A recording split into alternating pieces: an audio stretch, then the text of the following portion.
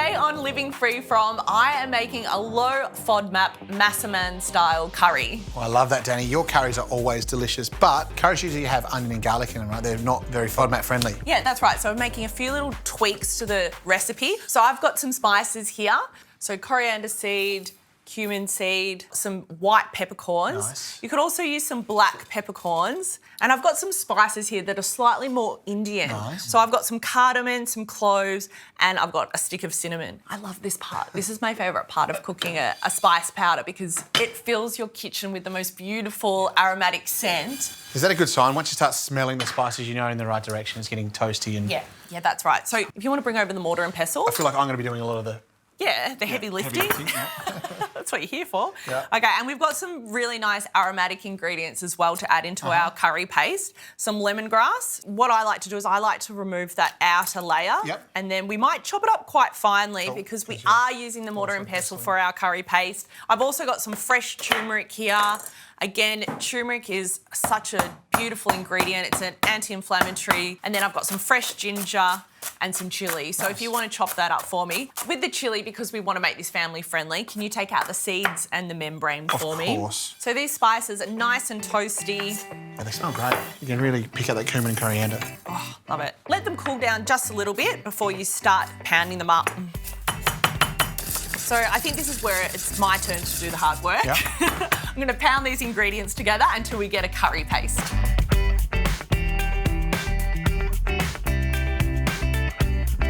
So this has come together nicely. Look at this beautiful colour. It looks amazing, like bright, vibrant, orange, yellow, and it smells fantastic. So I'm going to go straight in to cook my curry. Cool.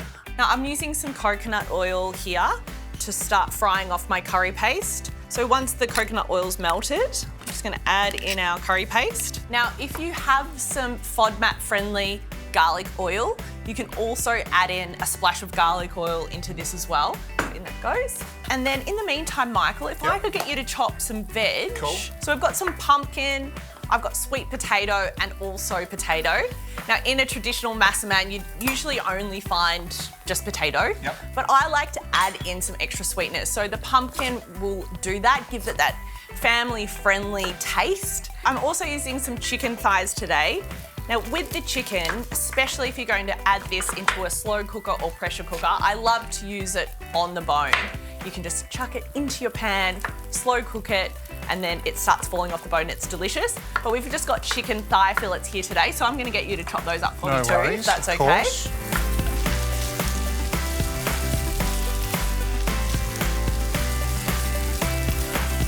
So I fried off my chicken in the curry paste. Thank you for chopping up my veg. Let's Pleasure. add that in. Cool. Thank you, Michael. You're a great sous chef. So I've also got a can of diced tomatoes. You want to add enough liquid in to cover the ingredients, especially if you're slow cooking.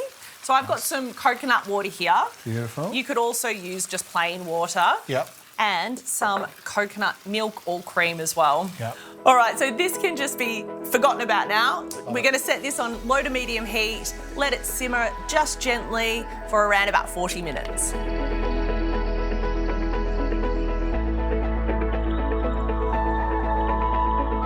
This Massaman curry is looking so good. You can see that the veggies are nice and soft, the chicken's cooked. There's only a few other little bits and pieces I'm gonna finish off this curry with. Now, I love to season my curries with a little bit of tamarind puree. Yeah, nice. You can find that at Coles. It's just like a souring agent.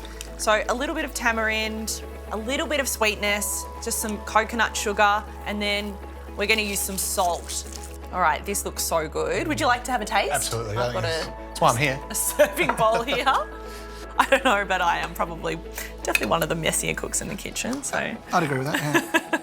So if you are looking for more inspiration, please do join the Free From and Allergy Facebook group. There's a stack of resources on there from various people, nutritionists, and the best part is there's also discussion. There's other people living with intolerances and allergies that you can connect with and learn from. Look at that. I love the colour. Yeah. Okay, I think that's enough for you. Oh, yeah, I think I'll be right with that. All right, I'm going to finish this off with some chopped coriander. Beautiful. All right, I'm getting in there. go for it. Tell me what you think. Tell me if you can taste that it doesn't have you know, some of the normal things that you might find in a curry. That's delicious. Yeah, you like it? You would have no idea that doesn't have onion or garlic in it. Like, you don't notice them, you don't need them. I love that. Cook that at home.